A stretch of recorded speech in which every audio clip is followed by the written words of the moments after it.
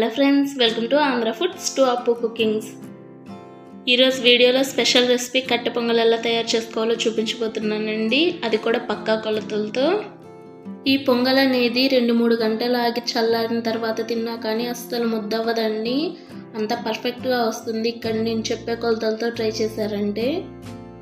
ఈ కట్టె పొంగల్ని దసరా నవరాత్రుల్లో ఎక్కువగా తయారు చేస్తుంటారండి అమ్మవారికి ప్రసాదంలా. అంతేకాకుండా మనం మార్నింగ్ బ్రేక్ఫాస్ట్గా కూడా చేసుకోవచ్చు. మరి ఇంకెందుకులే, టీ కట్టె పొంగల్ ఎలా తయారు చేసుకోవాలో చూసేద్దాం. ముందుగా ఒక బౌల్లో 1 గ్లాస్ రేషన్ బియ్యాన్ని తీసుకోండి. ఈ పొంగల్కి మనం నార్మల్గా ఇంట్లో వాడుకునే బియ్యం కన్నా కానీ రేషన్ బియ్యంతోనే చాలా రుచిగా వస్తుందండి పొంగల్. ఇలా తీసుకున్న బియ్యంలో వాటర్ వేసుకొని 1-2 సార్లు నీట్గా వాష్ చేసుకొని వాటర్ అన్నీ వంపేయండి.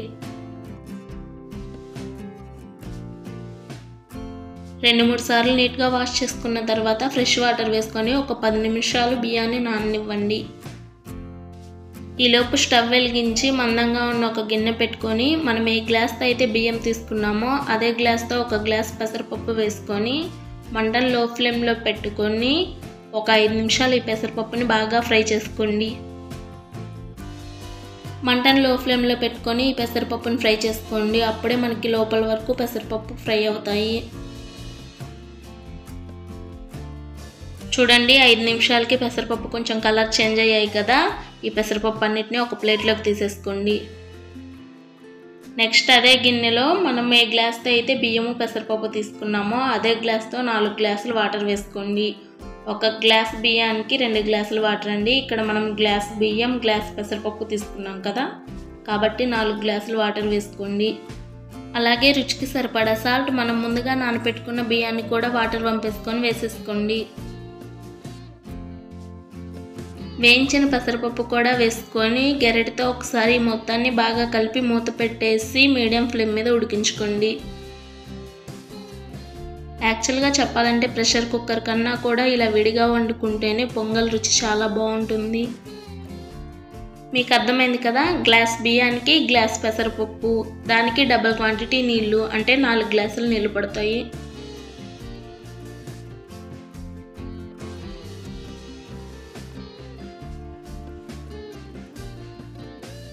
చూడండి, 10 నిమిషాలకి పొంగల్ 80% ఉడికిపోయింది. గరిటతో ఒకసారి అంతా కలిపేసుకొని మూత లేకుండా లో ఫ్లేమ్లో మరో 5 నిమిషాలు ఉడికించుకోండి.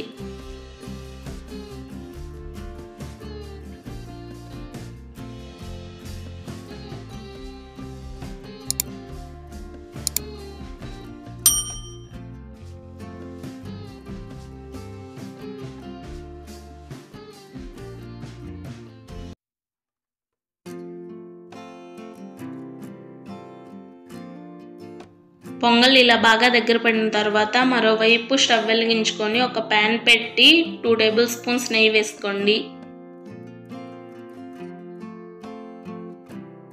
నెయ్యి కొంచెం కరిగిన తర్వాత 4 కట్ చేసుకున్న పచ్చిమిర్చి ముక్కలు, 1 ఇంచ్ అల్లం ముక్కలు, 2 రెమ్మల కరివేపాకు, 3 టేబుల్ స్పూన్లు జీడిపప్పు వేసుకొని 1 నిమిషం పాటు లో ఫ్లేమ్లో ఫ్రై చేసుకోండి.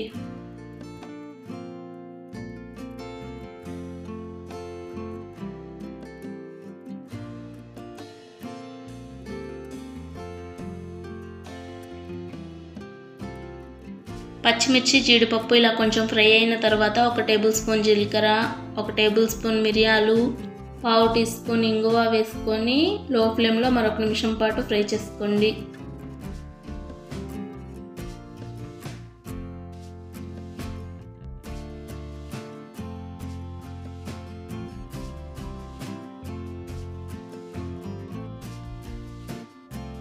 జీలకర్ర, పచ్చిమిర్చి, జీడిపప్పు ఇలా ఫ్రై అయితే సరిపోతుందండి. నెక్స్ట్ ఈ పోపుని మనం ఉడికించుకుంటున్న పొంగల్లో వేసుకొని కలిపేసుకోండి.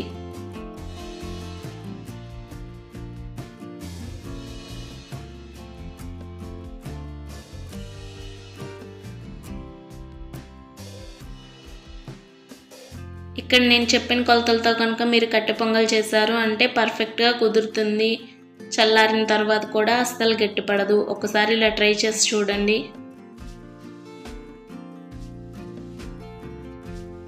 పొంగల్ ఈ జారు ఉంటే సరిపోతుందండి. ఇంకా స్టవ్ ఆఫ్ చేసుకొని పక్కకి దించేసి ఒక 10 నిమిషాలు ఆగిన తర్వాత సర్వ్ చేసుకోండి.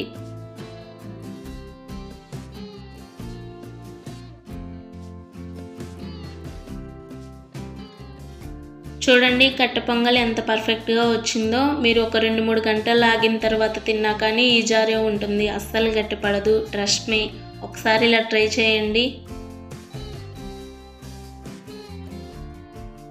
మీకు కనుక నా వీడియో నచ్చితే ఒక లైక్ చేయండి. అలాగే ఇలాంటి మరెన్నో రెసిపీస్ కోసం మన ఛానల్ని సబ్స్క్రైబ్ చేసుకొని పక్కనే ఉన్న బెల్ ఐకాన్ని యాక్టివేట్ చేసుకోండి. అలా చేసుకోవడం వల్ల నా నోటిఫికేషన్స్ మీకు త్వరగా అందుతాయి. ఇక్కడ నేను పల్లీ చట్నీతో సర్వ్ చేసుకుంటున్నానండి. మీరు పల్లీ చట్నీతో అయినా తినేయచ్చు, లేదంటే సాంబార్ అయినా చేసుకొని తింటే చాలా రుచిగా ఉంటుంది. ఎప్పుడూ ఒకటే టిఫిన్ ఏం తింటారండి? ఇడ్లీ, దోశ, ఉప్మా తిని తిని బోర్ కొడుతుంది. అప్పుడప్పుడు ఇలా ట్రై చేయండి, సూపర్గా ఉంటుంది టేస్ట్.